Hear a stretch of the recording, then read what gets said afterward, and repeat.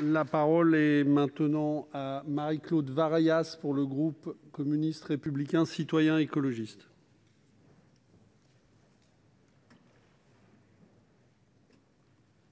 Président, Monsieur le Ministre, mes chers collègues, c'est simple, soit l'eau n'arrive jamais dans nos robinets, soit elle arrive mais elle n'est pas potable.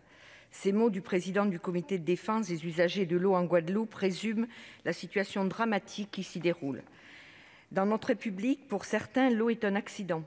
La Guadeloupe s'est habituée aux défaillances du service public de l'eau, dont la vétusté du réseau alimente des coupures quotidiennes, aléatoires ou planifiées dans le système des tours d'eau de 12 à 24 heures chaque semaine. On compte jusqu'à 60% de pertes d'eau et ces fuites poussent à la surproduction qui porte atteinte à la biodiversité. Seules 5 stations d'assainissement sur les 18 les plus importantes sont conformes aux normes. Des rejets toxiques polluent l'eau et menacent la santé des habitants.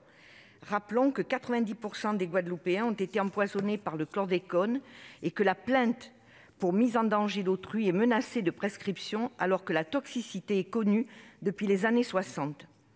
À cela s'ajoute un prix du service de l'eau qui est le plus élevé de France, avec 6,17 € au mètre cube contre, par exemple, 3,58 € dans la région PACA. Ce cercle vicieux de services défaillants, impliquant des coûts plus élevés mais insuffisants pour remédier aux problèmes de fond, suscite un ras-le-bol légitime de la population. Ce tableau s'obscurcit davantage en période de pandémie où le plus basique des gestes barrières demande un accès à l'eau.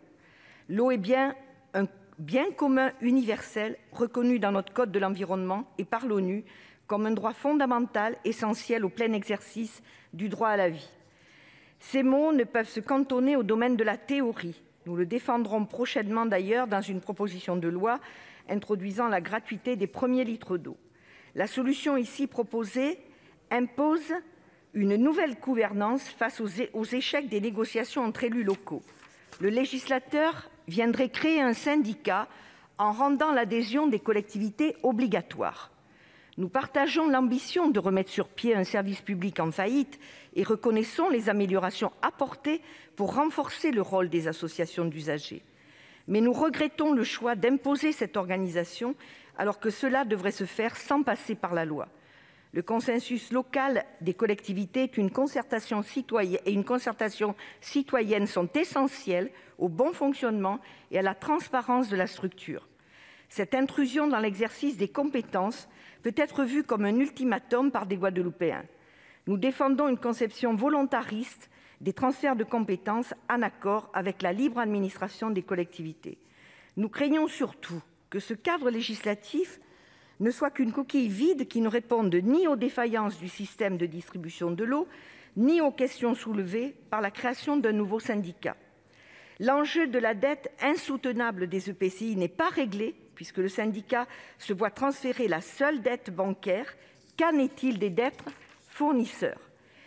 La remise en état des réseaux de distribution est évaluée à près d'1 milliard d'euros.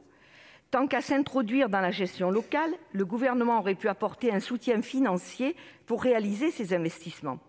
Le texte pose un cadre institutionnel sans préciser des garanties. Quel avenir pour les salaires et emplois des salariés en grève ? Et allons-nous risquer que des intérêts privés s'emparent de ce service public alors qu'une régie permettrait de faire baisser le prix de l'eau ? Rappelons que la gestion de Veolia a été désastreuse jusqu'à son départ pour cause de déficit. Les usagers ne peuvent pas payer cet héritage. Si notre groupe partage l'objectif, nous ne pensons pas que cette proposition de loi trop verticale et sans être entourée de suffisamment de garanties soit la bonne solution. Et c'est la raison pour laquelle nous nous abstiendrons sur ce texte.